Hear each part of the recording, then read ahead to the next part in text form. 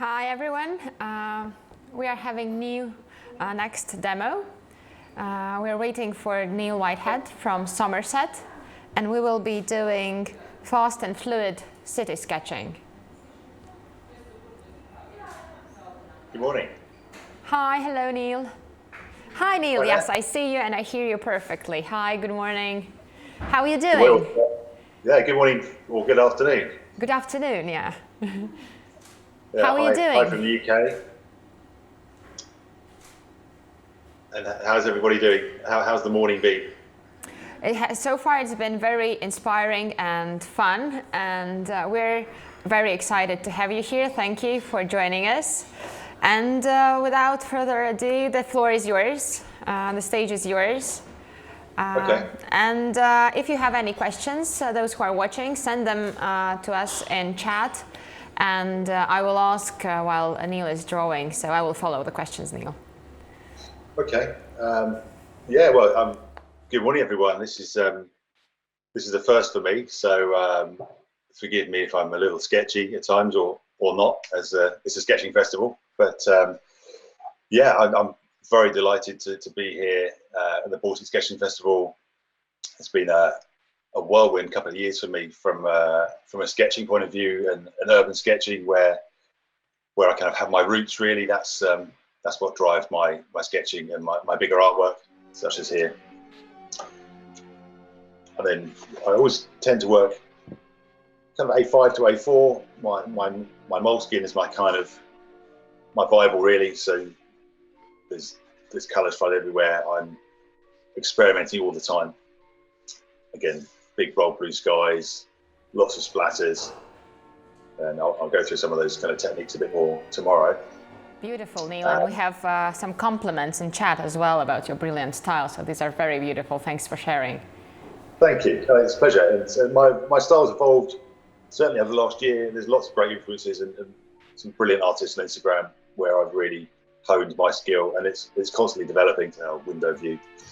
A lot of my work has a lot of windows. I do love the window, but I also like to capture it fast. So sometimes that pen doesn't even leave the page. I love that really quick essence of the scene.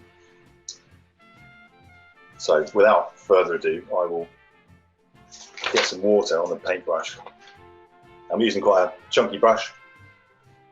Again, I'll go through a bit more detail tomorrow on brushes, but this is great for me because I can really lay down really nice bold skies, and then I twist it vertically, and then you can start to get the drips coming down the page, and I'll work in the pen afterwards.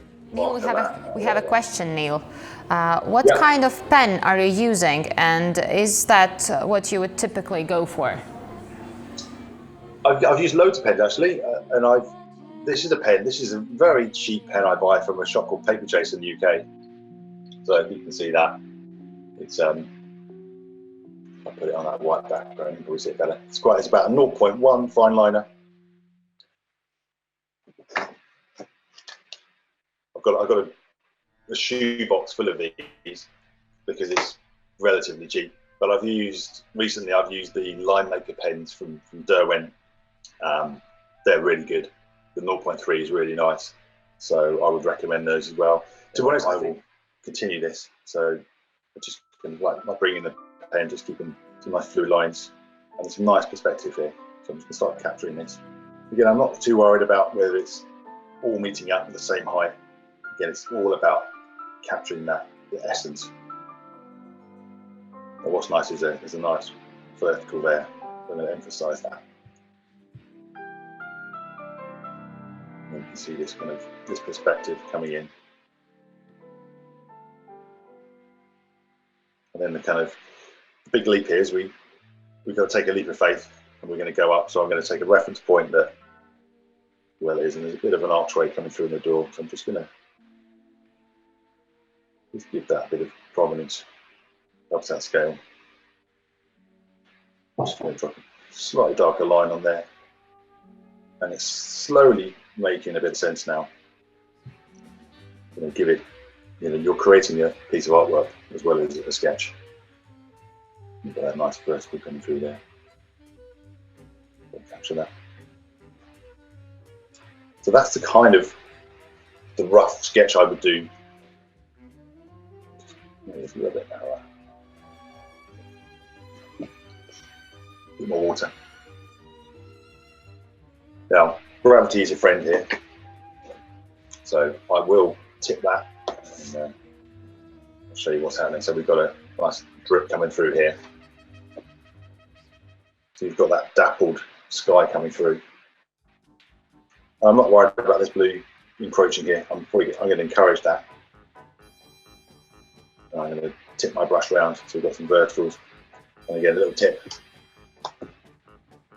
Don't forget to use your finger as well if you want to just move it into certain areas, which is kind of really typical of my palette. So I thought that'd be helpful today. And I'm just going to just dab that with a little bit of phthalo blue.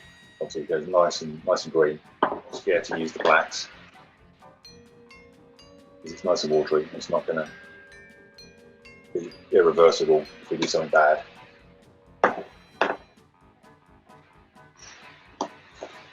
Again, it's a bit hands-on, but I tip it, I let it drop down, and I'm just going to pick out that pot we had in the front there.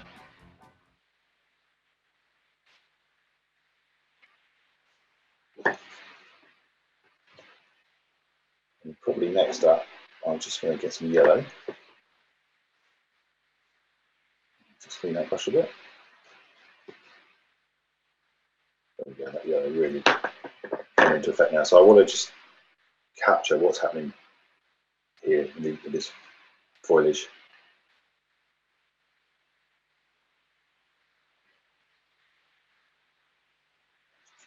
So I'm going to just start working over this wet paper, and all of a sudden these blacks just start to pop. And then I can start really working in some of the detail and picking out the outline of this greenery here.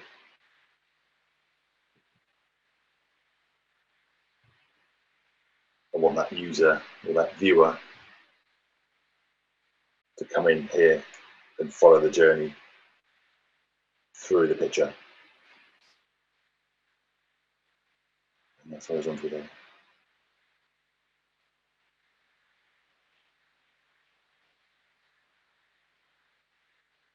Again, I'm using a fair chunk of imagination now, just trying to get the impression.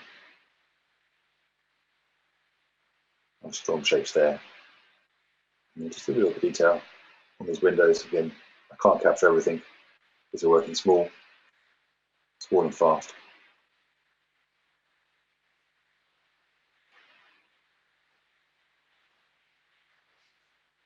That's probably how I would leave it to dry. Obviously it's going to fade a bit, and then I would come back in a later date and rework some of these blacks again to see where they are faded. And then my last little tip, which I will share, is got a really nice Derwent line maker set here. A really nice light fast red. You can see that. So it's really, really vibrant. And little colour pops like this. So you can probably do some purple as well. Just start to give the impression that there's some flowers here. Yeah, that's the bulk of my work really. So that's how I have all of these. And that's focusing on like that really strong vertical, always about the rule of thirds for me. Let's keep that perspective nice and strong. This one looks wonderful. We were discussing here in the background that it's exactly what our festival is about fast, fluid, very playful, beautiful, and the sky is just amazing. Thank you, Neil. For me, all my work, I'm happiest working vertical. The trouble is, I find if I do a very wide scape scene, I lose the height in my work, and it becomes very flat. So just thinking that, I'm probably just going to add a bit of detailing, just to give the shadows of this top spire more a little bit Neil, we have some questions. So the first one, what dark color did you use for the for the contrast? So the colours that I've used today are the yellow ochre, the Winsor Newton phthalo blue, and I've used an ivory black. And another question, do you ever start with watercolor, or you usually start with line and then do watercolor? Yeah, good question. I think I mean, I always start with line. I don't know exactly why, but I think that's my roots of, I did a degree, my degree was illustration, so it's always been about capturing almost like a storyboard piece. And for me, I like to create where the strong elements are, and then my sky typically then sits alongside that sticking out element. So you can see here, like, I've drawn here, my sky intersects. If I went with my sky or blues first, then it might stunt where I had to draw. And we have also a lot of comments about the perfection of lines and the imperfection of the color. So the way you made a nice ink sketch and then made a mess over it with watercolor, made inner control freak scream, but damn, it looks good. So that's the comment. And yeah, there are several very, very similar of the nice line, and then this fluidness and this beautiful set of colors. I think this is amazing. Have we understood correctly that you said that you try not to lift your pen when you draw to have this line?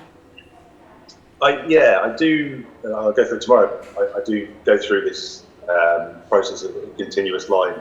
I love when, I mean, I think it happens to anyone. You get quite tight in your drawing, and you're trying to catch too much detail. So one of my exercises would be blank piece of paper, take a scene, 5 minutes, just don't lift the pen, and then you get that rhythm and come back. Probably next time you will. We are sketching here with you. I also had some happy accidents in my sketchbook. And Dinah as well. Thank you very much.